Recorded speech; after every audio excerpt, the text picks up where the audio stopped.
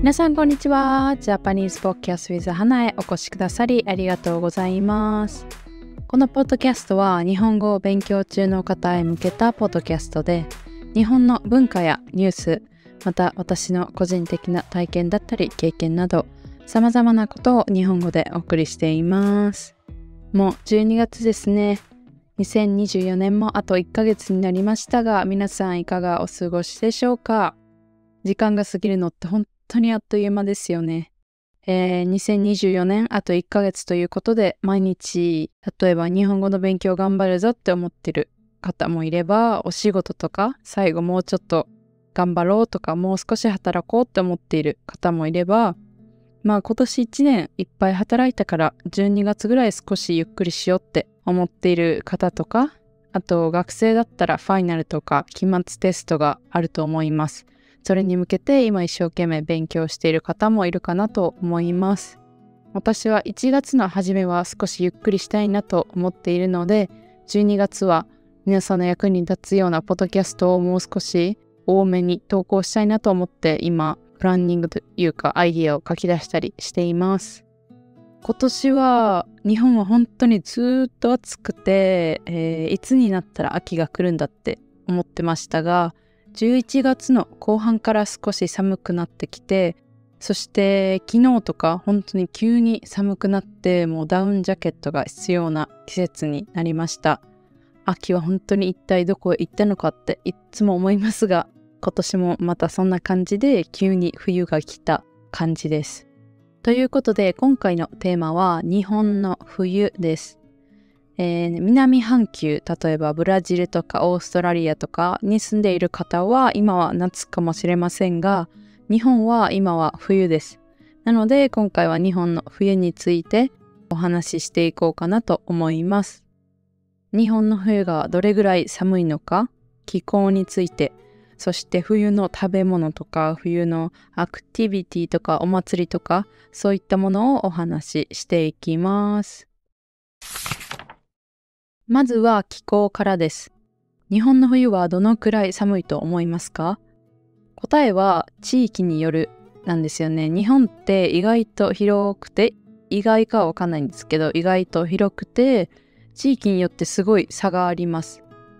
例えば一番北の北海道だと大量の雪が降ります。もうすでに雪が降り始めていると思います。マイナス10度ぐらいとか、一番寒い1月とか2月とかだとマイナス10度、20度っていう日もあると思います。最高気温1日の中で一番気温が高い時間帯でも0度とかマイナスになることもあると思います。そして他には東北とか、あとは日本海側のエリアはたくさん雪が降って寒いです。その逆で太平洋側、例えば東京とかもそうなんですけど、東京は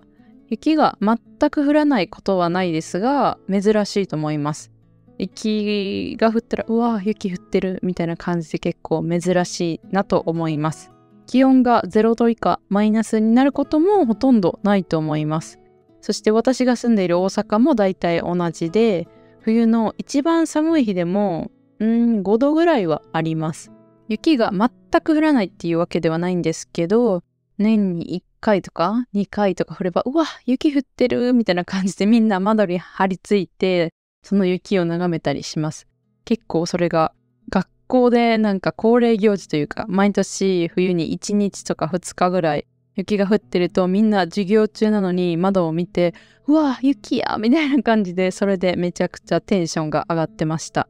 こんな感じで結構地域差があります。そして日本の一番暖かいところ、沖縄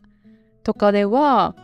冬の一番寒い日でも10度を下回ること、10度以下になることはほとんどないと思います。平均は15度ぐらいはあるかなと思います。なので例えばコート着て手袋してマフラーしてとかこんな感じで、寒い冬に耐えるぞみたいな格好はしなくても大丈夫だと思います。夏はだいたいどこに行っても本当に暑いんですけど、冬は行く場所によって結構大きな差があります。次は食べ物です。冬の食べ物で一つ大好きなものがあります。それはお鍋です。私は本当にお鍋が大好きで、毎日でも大丈夫ってぐらいなんですけど、鍋っていうのは野菜とかお肉とか、基本的に何でも OK なんですけど、食材を入れて、あとはスープ、つゆを入れて、それを大きな一つの鍋で煮たものが鍋という料理です。大きなこの底が深い調理器具を鍋というし、この料理自体も鍋というのでちょっとややこしいですよね。一つ目は鍋という私も大好きな料理です。鍋の一番大事というか重要なのはこのつゆ、スープです。日本でスーパーに行くといろんな鍋のつゆが売ってあります。例えばごま豆乳とかキムチ味とかあごだし、味噌、トマトのつゆとか豚骨とか、あと寄せ鍋って言って昆布とかカツオとか鶏とか本当にいろんなものを合わせて作った寄せ鍋のつゆとか本当にいろいろ売ってあります。なのでその鍋を頻繁に食べても大丈夫、飽きないっていうのはこの毎回つゆを変えて食べるので毎回違う味を楽しむことができるからです。で、お鍋に入れる具材として多いのは白菜、あとは白ネギ、あとは椎茸とか人参とかキャベツを多分入れる方もいるんですけど、私はあんまり入れないですね。あとは鶏肉で作った鶏肉の団子、つみ入れ鶏肉の団子と、あとは私はソーセージとかも入れたりします。あとはお肉、鶏肉とか豚肉とか何でもいいんですけどを入れたり、人参とかも入れるかな。結構そこにある野菜をとりあえず鍋に入れちゃえみたいな感じで作ることができます。お鍋のつゆは本当にいろんな種類が売ってるんですけど、めっちゃこだわっている人、料理好きな人、あとは時間があったりとか、そういった方は鍋のこのつゆを買わずに自分でいろいろ調味料を混ぜたり、昆布で出汁を取って作る方もいるかなと思います。基本的にはお肉と、お野菜をたくさん入れて食べるので健康にいい食事だと思います。そして体も温まるし、冬に欠かせない代表的な料理だと思います。次はおでんです。冬といえばおでんという方も多いかなと思います。おでんは大根とか卵、こんにゃくなどなど、こういった食材をカツオと昆布で取った出汁に味をつけて長時間煮込んだ料理になります。面白いのが、おでんは地域によってこの具材何を入れるかが違います。少し地域差がある料理だなと思います。例えば関東だと、関東は東京とかのエリアですね。そっちの方だと、さっき言った大根とかに加えてちくわぶとかつみれを入れるみたいです。私は大阪、関西出身なんですけど、そう思えば家でおでんを食べるときにつみれが入っていたことはないんだと今思い返してみても思います。なので、確かに地域差あるなと感じました。逆に関西では牛すじ、厚揚げ、タコなどをおでんの具としてよく入れているみたいです。これは私がネットでちょっと調べて、出てきた情報なんですけど、確かに家でおでんを食べてた時は牛すじとかタコとか私の好きな具材でもあるし、よく入ってたなと思います。なのでおでんは結構地域差も感じられるとか、家庭によって違ったりもするんですけど、そういった違いが出る料理だなと思います。あと冬にコンビニに行くとおでんが売ってあります。どこかレストランに行ったりしなくても気軽に簡単に楽しめる料理のうちの一つです。このコンビニで売ってある、おでんにも東京で買う場合と大阪で買う場合は違いがあるみたいです。これは私は比べたことがないので実際本当なのかわかんないですけど、東京とか大阪どっちも冬に行く場合、違う地域に旅行する場合はぜひコンビニのおでんの違いなどを感じてみたり、実際に行って見てみたりするのもいいかなと思います。私は冬にどこかに遊びに出かけて、もう本当に寒すぎてコンビニでおでんを買って食べて温まるっていうのを何回かしたことがあります。おでんのそのだし汁とか具材の旨味とあとその暖かさ、ぬくもりっていうのがこの寒い時の体に染みて、本当に冬の救世主だったなっていう感じがあります。本当になんか体に染み渡る美味しさが伝わってくる感があります。初めて、おでんを食べる方、どれを食べたらいいかわからないっていう方に食べてほしいなって思うのは、まずは大根です。超ド定番の食材なんですけど、大根にその出汁が染みてれば染みてるほど、大根が柔らかいほど美味しいって私は思います。そして大根だと絶対にどこでも、どのコンビニで行っても、どのなんかお店とかで食べても絶対あると思うので、初めての方は食べてみてください。そして私の一番好きなのは餅巾着です。餅巾着は油揚げの中に、お餅が入っているおでんの具材なんですけど、これも本当に美味しいです。お餅が好きな方はぜひ一度食べてみてください。あったかいお餅って感じです。あったかいお餅にこの出汁がよく染みてて本当に美味しいので、ぜひ食べてみてください。あと、日本酒との相性も抜群なので、おでんと日本酒という組み合わせで楽しむのもありだと思います。おでんをレストランに、食べに行く場合だと、日本酒のセットとかお店の方がこういうの合いますよっておすすめしてくれたりすると思うので、そういった場所で楽しんでみるのもとってもいいと思います。次はすき焼きです。鍋料理と少し似ている部分があるかもしれませんが、すき焼きも日本人はよく冬に食べる料理だと思います。すき焼きは醤油、お酒、料理酒っていう料理する時のお酒、あと砂糖をベースにした、割り舌と呼ばれる汁にいろんな具材、牛肉とかネギとか豆腐とか、野菜結構バーって入れた料理です。これも結構地域によって入れる具材が異なります。これは鍋のようにたくさん、スープがあるっていう感じではなくて、基本的なその具材麺、スープはない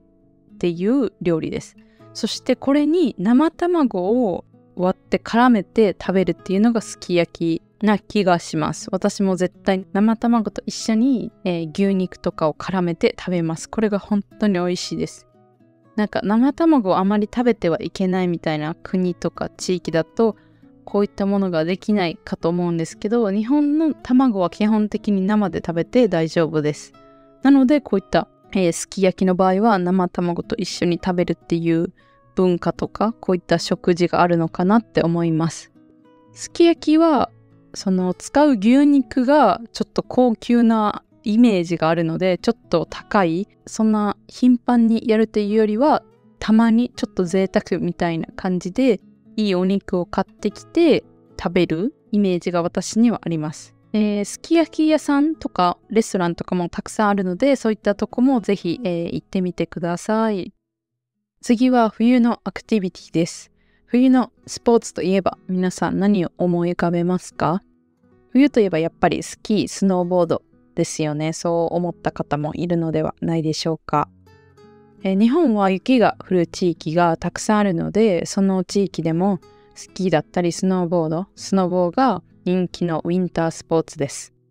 私が最後にスキーをしたのは多分、7年とか8年ぐらい前で、スノーボードは5年ぐらい前だと思います。今年は1回ぐらい行きたいなって思ってるんですけど、どうですかね。私の住んでいるところでは雪がないので、雪が降らないので、スキーとかしに行くなら1泊2日とか2泊3日のその旅行で行かないといけないので、プランもしないといけないし、そんなに簡単にはいけないかなと思います。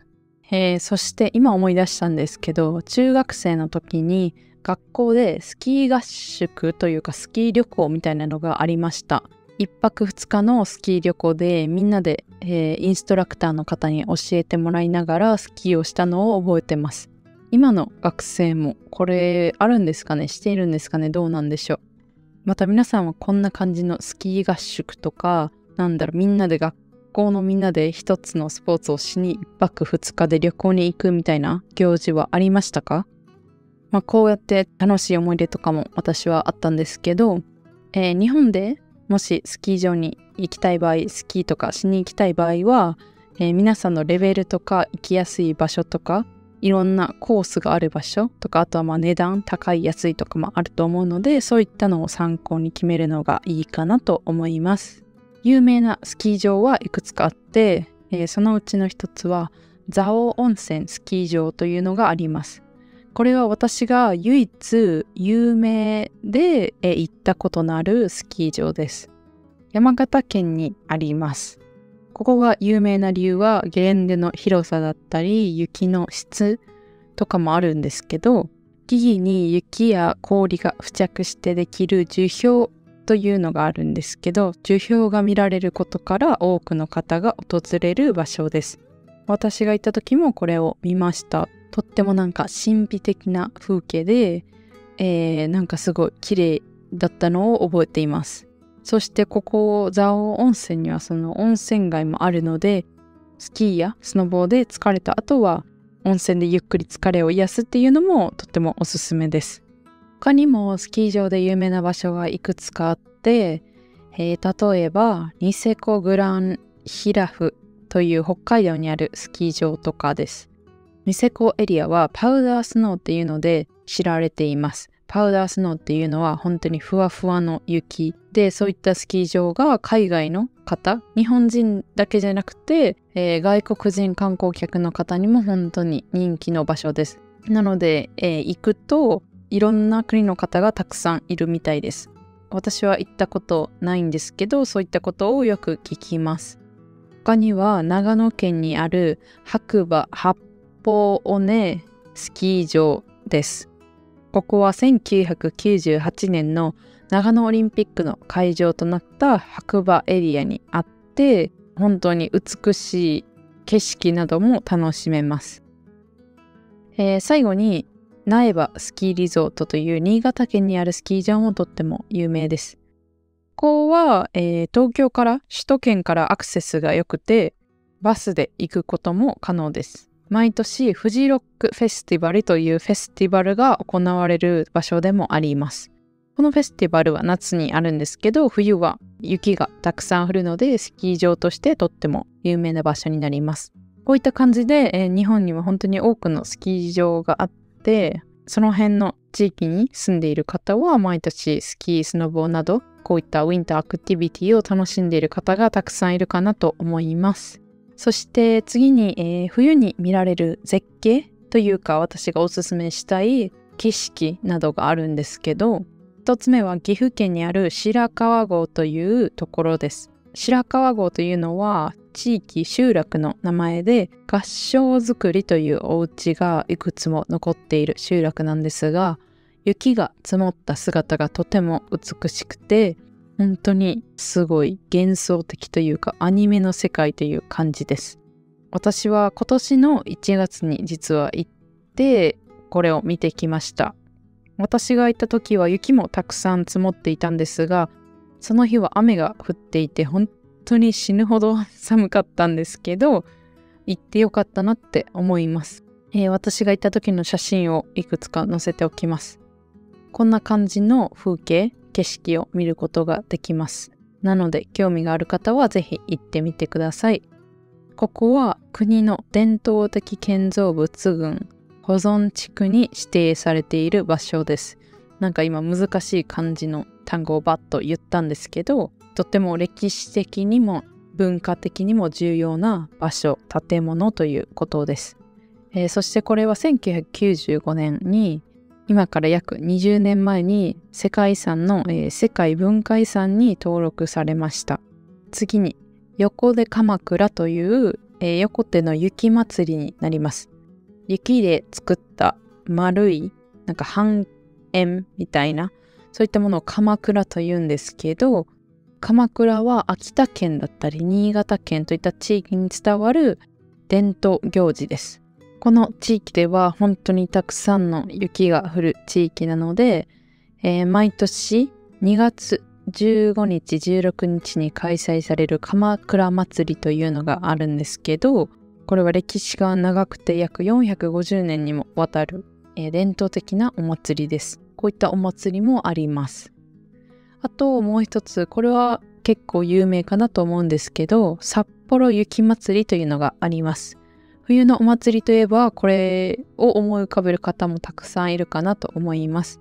私はまだ一度も見に行ったことがないんですけど、雪でいろんな建物を作ったり、アニメのキャラクターとか有名人の顔とかそういったものを雪で作ったりしているとっても有名な祭りです。こういったのはその地域、場所に行かないと見れない特別なものになるんですけど、もっと身近で冬を感じるとすれば、街のイルミネーションがあるかなと思います。大阪だと、御堂筋のところのイルミネーションがとっても有名だったり、東京とかだと本当にいろんな場所でイルミネーション、ライトアップなどがされてるかなと思います。道に植えてある木とか建物をライトアップして、そういうのを見たら結構冬だなとかクリスマスだなっていう感じがします。そして外に出なくても家で日本を感じる、日本の冬を感じることもできます。冬は寒いので、お出かけをする機会が減って家にこもっている人も多いかなと思います。そして家で過ごす場合で日本だなって感じるのはこたつです。こたつって皆さん聞いたことありますか？こたつは床に暖かくなるカーペットを引いて、そこに机と大きい布団というかブランケットみたいなものを敷きます。基本は机の下にヒーターがついているか、床に引いたカーペットにヒーターが入っていて、電源を入れるとそれがとても暖かくなって、快適に過ごすことができます。これ私にとったら結構冬は必須だなと思います。でも問題点は家のその地面に引くので家が結構狭くなってしまうのと、あとはそこに入ると本当に動かなくなります。マジで怠け者みたいな感じで寒いのでそこから動きたくない、出たくないという状態になります。なので、この問題を解決できたらこたつはもう本当に最高です。そしてこたつに入って食べたくなるものが私はあります。これは日本人というか本当に私の個人的な意見なんですけど、それは、雪見大福です。雪見大福というアイスがあるんですけど、それが本当にこたつに入っている時に特に食べたくなります。あとはここにみかんがあってもいいなと思います。みかんも冬の果物だし、私の祖母おばあちゃんがみかんをいつも大量に段ボールいっぱいに詰めて、送ってきてくれるので、そのみかんと雪見大福というのが冬だなって思う瞬間になります。雪見大福は本当にコンビニとかスーパーとかどこでも買えるアイスなんですけど、普通に食べても美味しいんですけど、こたつに入って食べるとなんか美味しさが倍増する気がします。なので冬だし寒いしもうどこにも行きたくないっていう場合もただ家にいるだけで家での過ごし方が日本っぽいな、日本人っぽいなっていう感じがある場合もあります。あと日本の冬で一個思い出したのがカイロです。カイロっていうのはなんかちっちゃい袋に入った手を温める、手とか足とか腰とかを温めるものなんですけど、これなんかあんまり他の国で見なかったなと思って、韓国とかだとあったんですけど、ヨーロッパにいる時とかはそのカイロっていう存在を聞いたことがなかったので、あんまり皆さん使わないのかなと思います。日本だとカイロはどこでも売られてるし、もう必需品という方もたくさんいると思います。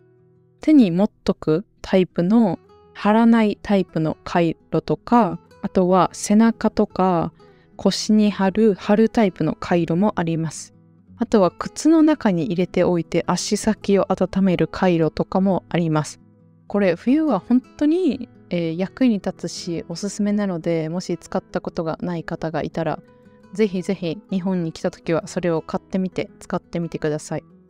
本当に暖かいので、寒い冬も乗り切ることができます。なんか使い捨てのものが多いんですけど、使い捨てじゃなくて何回も使えるものもあります。あとそういうのだと結構海外でもあるかなと思います。その温めて使うっていうのはあるかなと思います。こういった防寒グッズとかは各国で少しずつ違ってたり、いろんなアイデアが集まっているものかなと思うので、自分の国ではこういったものがあるよというのがあれば、ぜひ教えてください。今回は日本の冬についてお話ししました。皆さんの国の冬と比べてどうでしたか？何か似てるなとか違う部分とかたくさんありましたか？そういったのもぜひコメントで教えていただければなと思います。冬って本当に寒いし、もう家の外に一歩も出たくないとか、もうずっと凍えるのどうにかしてほしいっていう場合もあると思うんですけど、頑張ってみんなで乗り越えていきましょう。今回はここまでになります。最後まで聞いてくださり本当にありがとうございました。ではまた次回のエピソードでお会いしましょう。それでは。